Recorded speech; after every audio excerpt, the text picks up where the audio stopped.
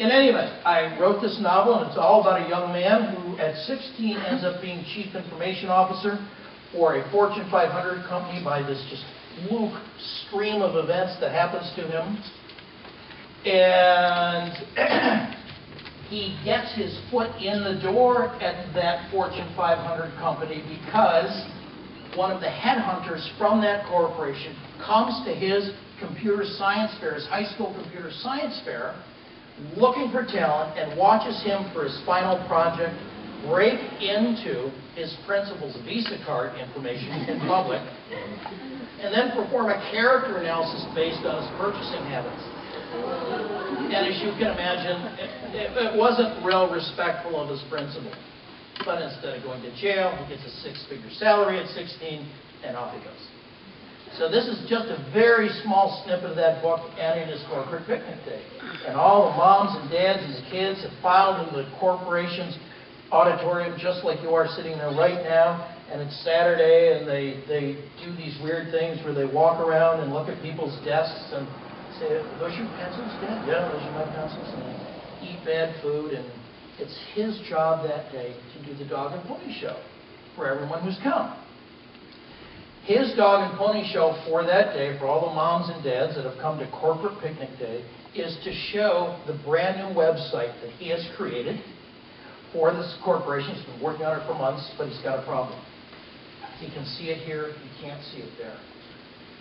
He sees up there what those of us who speak for a living call the blue screen of death. And he is freaking out. He's freaking out. He's clacking away, he's checking all his cords. Nothing is working. Nothing is working. He is sweating so profusely that the perspiration is streaming down his body and captured in his shoes, making them slosh as he walks. He looks out and he sees an entire row of adolescent young men with their baseball caps turned sideways, and they are starting to chant, "Loser, loser." He can't figure it out. He just can't figure it out. And just when he's about ready to give up to the stage walks little Jennifer Lewis, 12 years old, pigtails, Coke bottle glasses. "Mr. Tell, Mr. Tell." What's his name, William Tell? "Mr. Tell, Mr. Tell, if you hit escape F12 3 times, it'll reroute through COM-Port 2 and come up just fine. It's a Vista thing." Well, he looks down at her, and you can imagine the internal dialogue. You can imagine the psychic tectonic plates grinding away at each other. He's not going to let a little girl tell him how to fix his computer. But Mr. Taylor, yeah, it's from that patch. Did you get yesterday's patch? Yeah, well, that would serve a bogus patch. You need the patch from this morning to unpatch that patch, to get all those patches. "I'm a little busy right now. Do you even know where the escape key is, Mr. Taylor?" "Yes, I know where the escape key is." Now 2 rows of adolescent young men, baseball caps. "Loser, loser."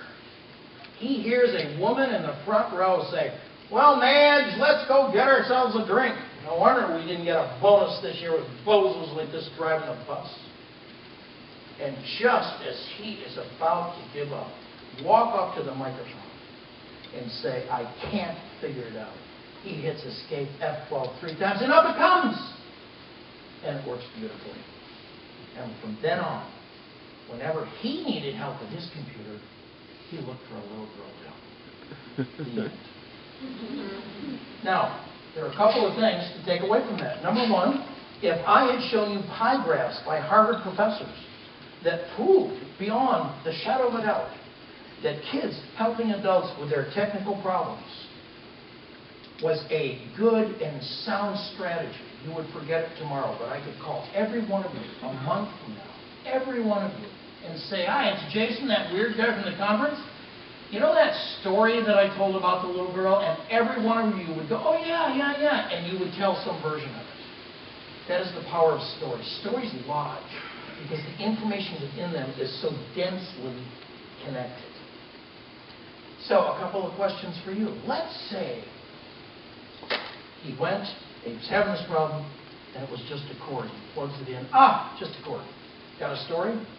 No, you don't have a story. You don't have this tension and resolution that you need that makes you sort of lean forward in your chair and wonder what's going to happen next. What if he had said, when she came up to him and said, hey, why don't you try Escape F12 3 times? What if he had said, hey, great idea. Think I'll try that. Bang, bang, bang, comes up. Got a story? No. Because what you're missing is that right there. Stories without some kind of transformation don't work. Without transformation, you have your average Arnold Schwarzenegger movie. Bad people. Kill them. So in every piece of media that my kids, whether they're kids, whether they're adults, whether they're teachers, whatever it is, those are the 3 points that I'm looking for. Those are the 3 points that I'm looking for.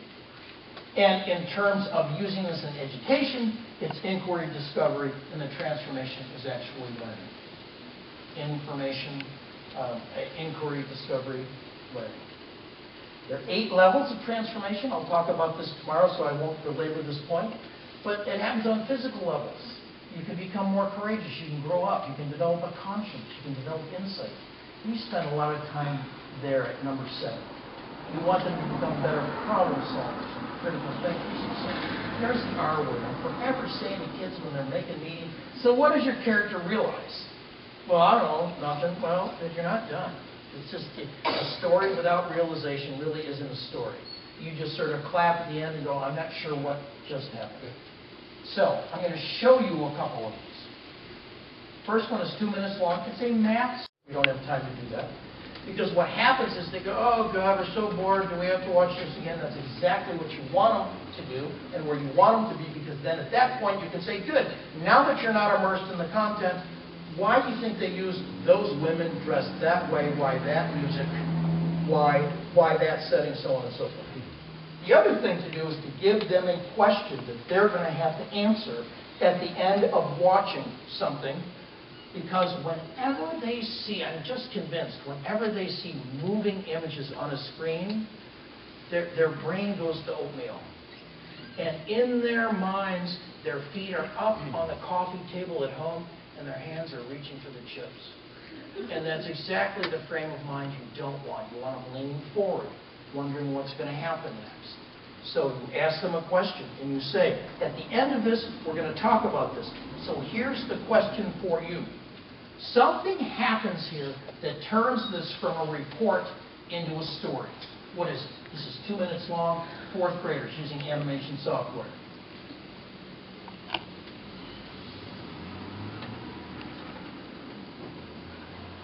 How to animate a rolling ball.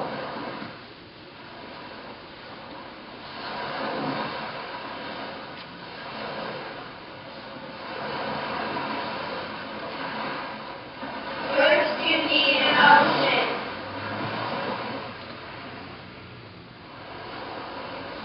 Next, you need a beach.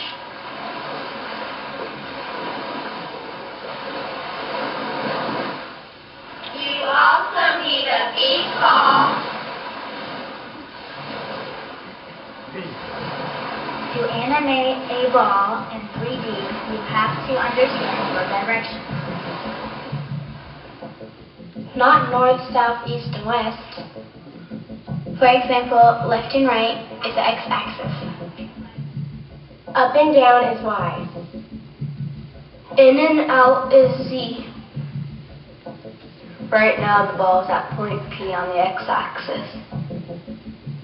To move the ball from left to right, you have to increase the value of P. Let's add 6 units to the x value of P. Oops, that doesn't work.